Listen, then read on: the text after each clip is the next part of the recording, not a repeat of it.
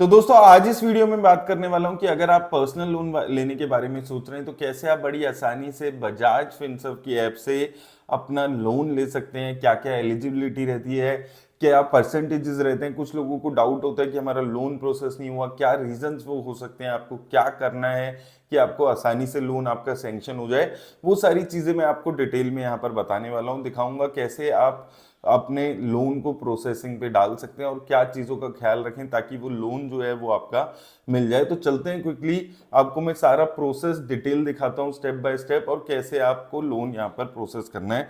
तो बड़ा यहाँ पर अगर हम शुरुआत करते हैं तो देखिए ऐसे पर्सनल लोन के आपके उस पे जाना है, जो आपका विंडो है। उसके बाद आप देखेंगे यहाँ पर आपको सारी डिटेल्स दिखेंगी। ईएमआई अगर ले रहे हैं आप तो क्या ऑप्शंस हैं वो सब आपको दिख जाएगा।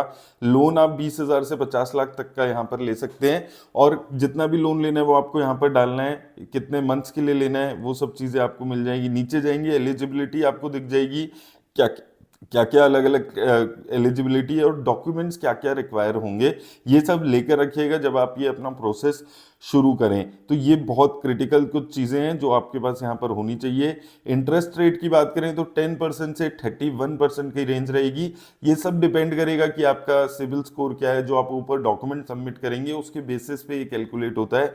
नीचे यहाँ पर आपको अप्लाई का ऑप्शन दिखेगा, अप्लाई पे करिए क्लिक।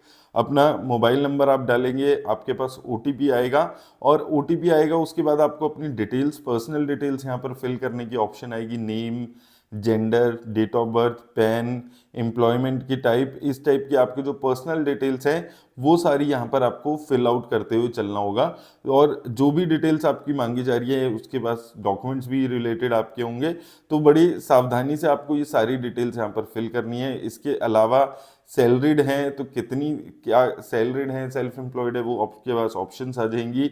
नेट आपके पास कितनी सैलरी है आपकी आ रही है, पिन कोड क्या है, वो सारी चीज़ें आपको देनी है। सैलरी के बेसिस पे आपका लोन अमाउंट, इंटरेस्ट, वो सारी चीज़ें भी पे भी डिपेंड करता है। तो इसलिए इस चीज़ को बड़ी ही सावधानी से अपनी आईटीआर से चेक करके, अपने जो इन हैंड सैलरी आ रही है, पे स्लिप आ रही है, उन सब चीज़ों से चेक करके भरने की कोशिश करिएगा। इसके बाद एम्प्लॉयमेंट डिटेल्स, किस कंपनी में काम कर रहे हैं, किस टाइप की कंपनी है वो, जॉब आपकी प्रोफाइल क्या है, वर्क की मेल आईडी आपकी ऑप्शनल है, टोटल ईयर्स ऑफ एक्सपीरियंस कितना है आपको, वर्क एक्सपीरियंस कितना हो गया है, इस टाइप की डिटेल्स हैं जो आपको यहाँ पर फिल आउट करते हुए चलनी है। ऑप्शनल है तो ज़रूरी नहीं है वो भरनी है, वो आप छोड़ भी सकते हैं, मिस आउट भी कर सकते हैं, लेकिन बाकी जो डिटेल्स है वो भरनी है। जैसे ही आप इनको भरेंगे तो आपके अकाउंट वेरिफिकेशन के लिए आपके पास यहाँ पर रिक्वेस्ट आएगी। अकाउंट वेरीफाई आपको यहाँ पर करना है, आपका जो भी अकाउंट है उसको सिलेक्ट करना है आपको। और अकाउंट वेरिफिकेशन के लिए आपके पास देन आपका 1 रुपया वो क्रेडिट करते हैं, उसके बाद वो चेक करते हैं। और इसमें याद रखिएगा कि सैलरी बैंक अकाउंट यहाँ पर आपको देना है अपनी इनकम और आपका जो लोन की एलिजिबिलिटी है वो सब कैलकुलेट करने के लिए। तो इस स्टेप पे ये चीज़ ध्यान रखिएगा। तो जैसे ही आप अपने वेरीफाई करेंगे सिलेक्ट, आपको सारी डिटेल्स आपके पास आ जाएगी। ओटीपी यहाँ पे आपको फाइल करना होगा और ओटीपी जैसे ही आप भरते चले जाएंगे आपका ये जो प्रोसेस है ये आगे बढ़ता चला जाएगा और आपका बैंक स्टेटमेंट्स वगैरह इसमें आपसे ली जाएंगी, जो हमने शुरू में फर्स्ट स्टेप में भी बात की थी।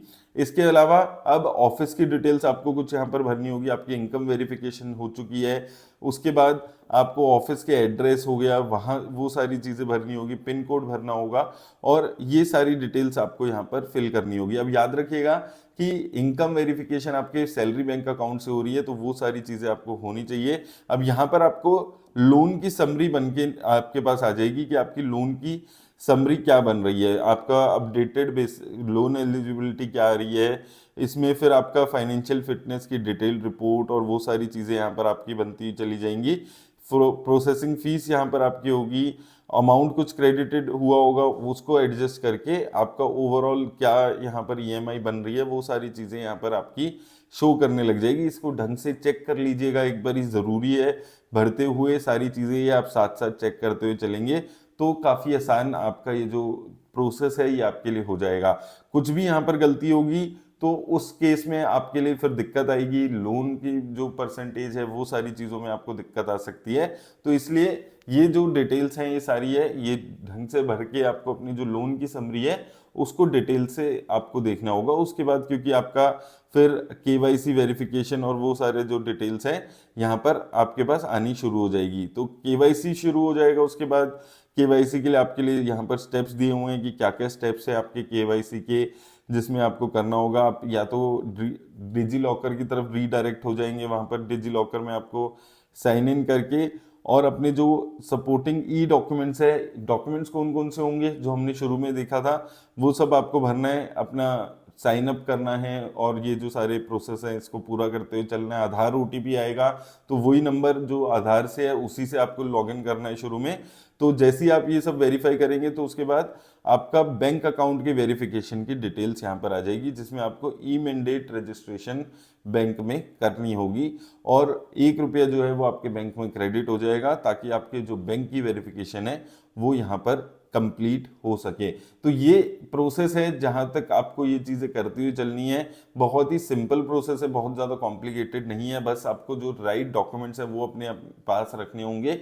सारी चीजें जो भी आप डिटेल्स दे रहे हैं उसको रीवेरीफाई कर लें, जो लिस्ट ऑफ डॉक्यूमेंट्स है उसको जरूर चेक कर लें जो जो आपके रिक्वायर्ड हैं जब भी आप अपना बैठ रहे हैं भरने के लिए। और ये आप देखेंगे ऐसे करके आपका जो बैंक अकाउंट है वो वेरीफाई सक्सेसफुली हो जाएगा, अगर आपके सारे स्टेप्स यहाँ पर ठीक रहेंगे। तो जैसे ही आपका बैंक अकाउंट वेरीफाई होगा, कुछ थोड़ा सा टाइम लगेगा, और बैंक अकाउंट जैसे ही आपका वेरीफाई होगा उसके बाद जो ये आपका लोन है वो अप्लाई हो चुका है यहाँ पर। अब इसके बाद जो स्टेप्स हैं, क्रेडिट की जो एलिजिबिलिटी है वो चेक करना और 2-3 स्टेप्स और हैं, वो अब आपके हाथ में नहीं है, वो अब बजाज फाइनेंस शुरू कर देगा। अब यहाँ पर आपके पास डिटेल्स होंगी, अब जहाँ पर आप देखेंगे ई मैंडेट रजिस्ट्रेशन, ई एग्रीमेंट, ये सारी अब आपकी एलिजिबिलिटी, जो क्रेडिट की एलिजिबिलिटी है, क्रेडिट चेक आपका कैसा जाएगा उस पर डिपेंड करेगा। और एक चीज हमेशा याद रखिएगा, जो भी आपका इंटरेस्ट रेट निकल कर आए, आपके पास ऑप्शन है कि वो जो रिप्रेजेंटेटिव है उनको कॉल करके आप डिस्कस कर लें, थोड़ी बार्गेनिंग कर ले, जैसे हर जगह होती है, कुछ इंटरेस्ट रेट कम करा ले, क्योंकि इनको भी आपको लोन देना है।